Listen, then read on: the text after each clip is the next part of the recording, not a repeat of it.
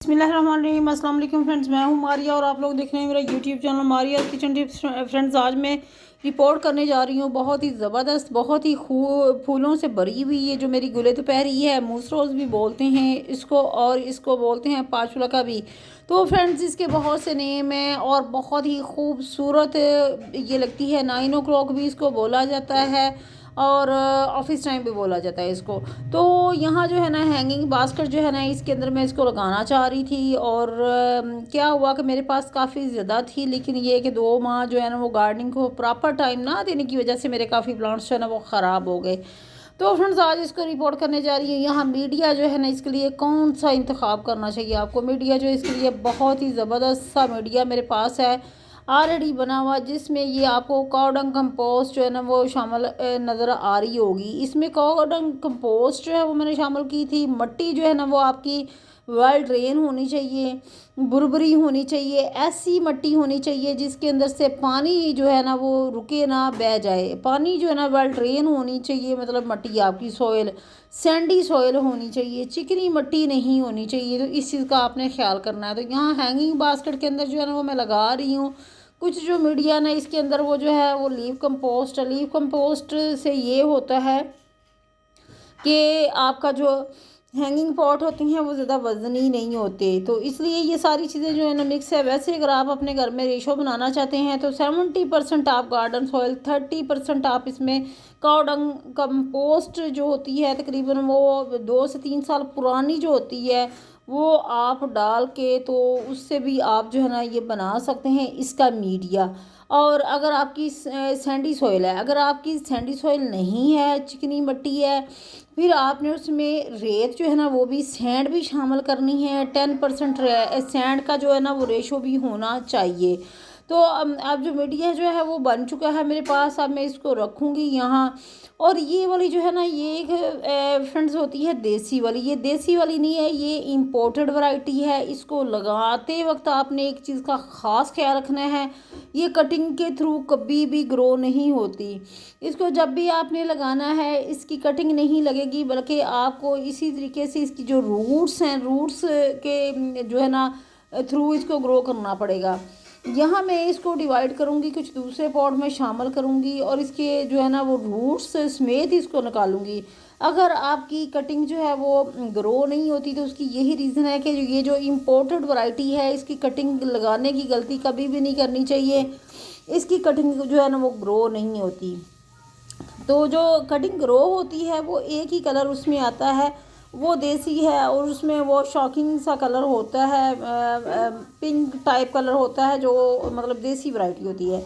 यहाँ फ्रेंड्स, अब मिट्टी जो है ना इसको मैं डाल लूँगी साइडों पे। पॉट जो है ना इसको हमने रिफ़िल करना है और अच्छे से दबा के हमने डालनी है। बहुत ही खूबसूरत से फ्लावर जो है ना आपको यहाँ नज़र आ रहे होंगे इसके ऊपर।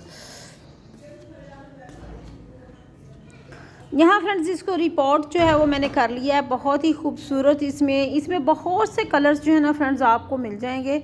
और अब हम इसको वाटरिंग करेंगे और कलर जो है ना इसमें बहुत ही खूबसूरत। और इसके जो फ्लावर का साइज़ है वो भी जो है दूसरी गुले दोपहरी जो सादा जो देसी वैरायटी है उसकी निस्बत इसके फूल का साइज़ भी बड़ा होता है।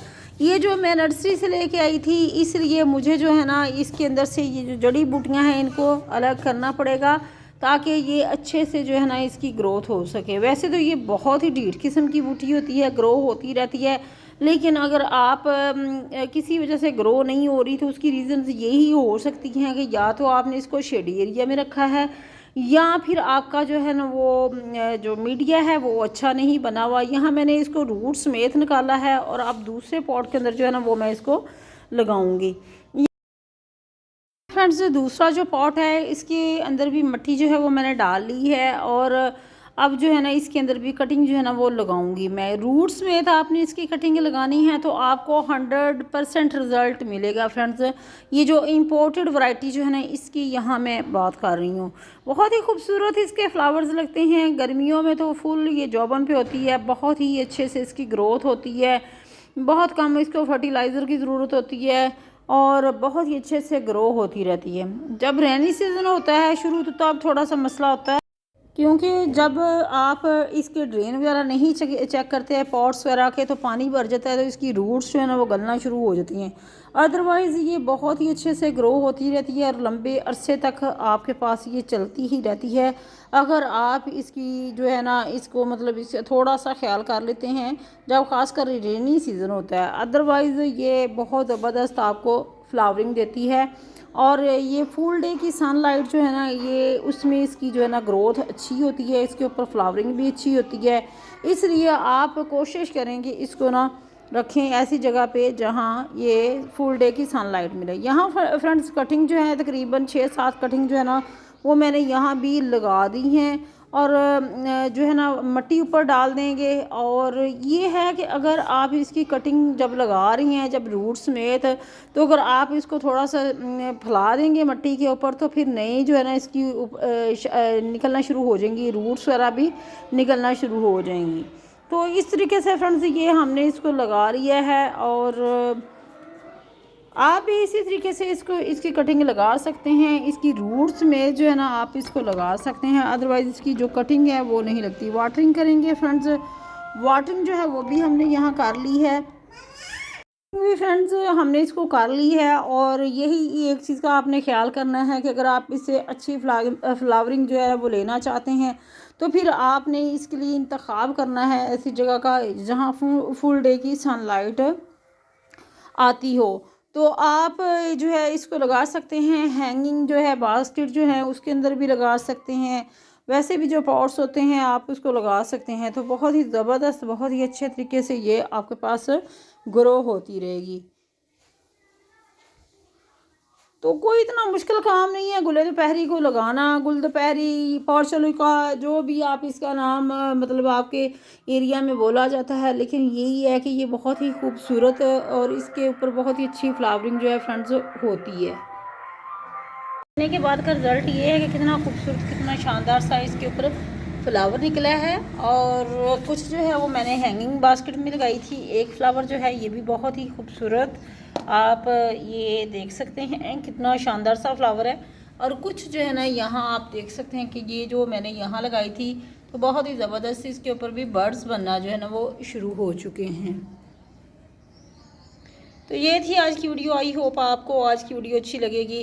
रिपोर्ट करने का तरीका, फर्टिलाइज़र जो है ना फ्रेंड्स, आप अगर इसमें फर्टिलाइज़र ऐड करना चाहते हैं तो आप डीएपी या कोई भी आप जो है ना वो काऊ डंग या कोई कंपोस्ट वगैरह अगर आप शामिल करते हैं, काऊ डंग से भी इसके ऊपर बहुत ही खूबसूरत जो है ना वो फ्लावरिंग होती है। बनाने का तरीका जो है काऊ डंग कैसे अप्लाई करनी है उसका लिंक मैं डिस्क्रिप्शन में डाल दूँगी। तो ये फर्टिलाइज़र अगर आप इसको डीएपी भी देते हैं तो उससे भी इसके ऊपर बहुत ज़्यादा फ्लावरिंग आपको देखने को मिलेगी। वैसे तो इतनी ज़्यादा इसको फर्टिलाइज़र की ज़रूरत नहीं होती, लेकिन अगर आपकी गुली दोपहरी के ऊपर फ्लावरिंग नहीं होती तो फिर ये अप्लाई कर सकते हैं।